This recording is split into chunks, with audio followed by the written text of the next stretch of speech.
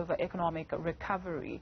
For more reaction, we're joined by David Frost, CEO of Southern Africa Tourism Services Association, to assess the impact on the tourism sector. Thank you very much for availing yourself, Mr. Frost, this afternoon. Another extension, is this what you were hoping to hear?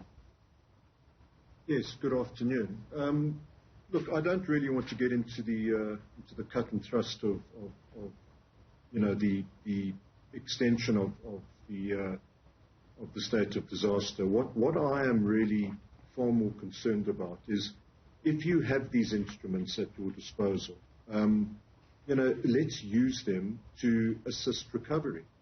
I think when you look back on it, from a rather heavy-handed start, I think the way our government's managed the pandemic has actually been really good and exemplary.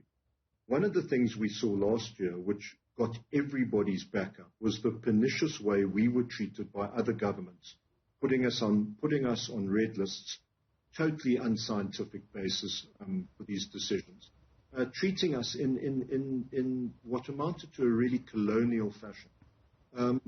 But we've been asking for 2 months now that the science shows that we don't need tourists coming into the country that are vaccinated to undergo PCR testing. It's a major impediment to the recovery of our sector. And these pleas and these interactions with ministers through the NEDLAC process just fall on deaf ears. Other countries, most other countries have moved away from this. Botswana moved over a month ago.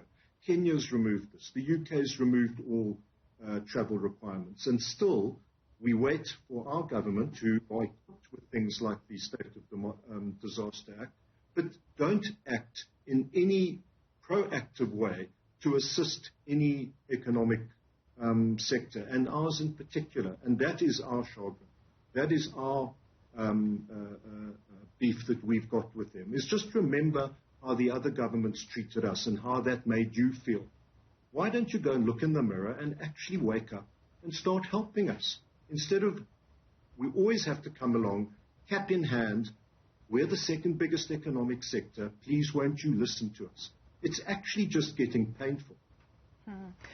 I can tell that you're visibly upset about this. So what do you perceive is behind, this slow response? We went from very expensive PCR tests to relatively affordable, depends on who you're speaking to, PCR tests. You're calling for a complete scrapping of them, but you also mentioned that the process is slow. Why would it be slow if then, the positive aspect of it is boosting the tourism sector? Well, look, we've seen a really good recovery since we got taken off the various red lists last year, particularly at the top end of the market. But those travellers are more intrepid, they're more independent, and they're more financially able to resource themselves and make decisions.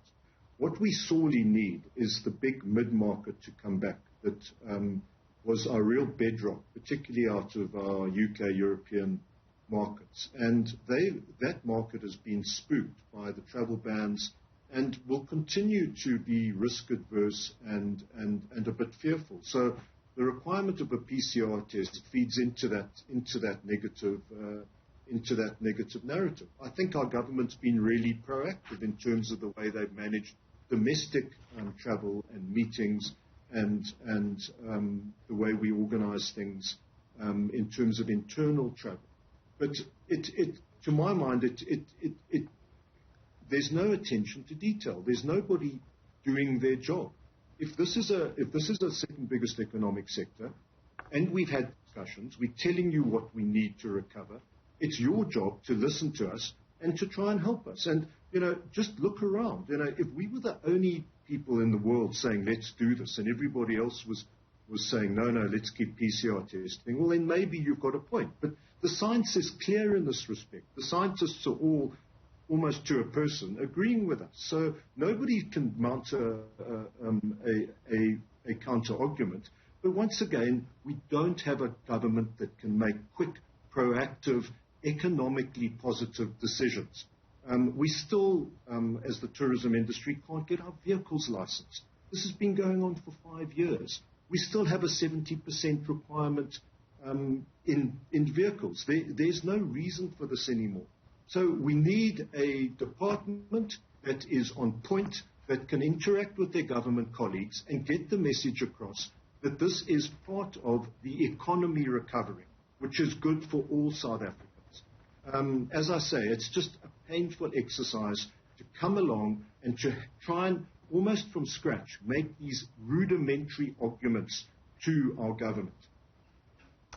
David Frost is the CEO of Southern Africa Tourism Services Association. Thank you very much for your time this afternoon.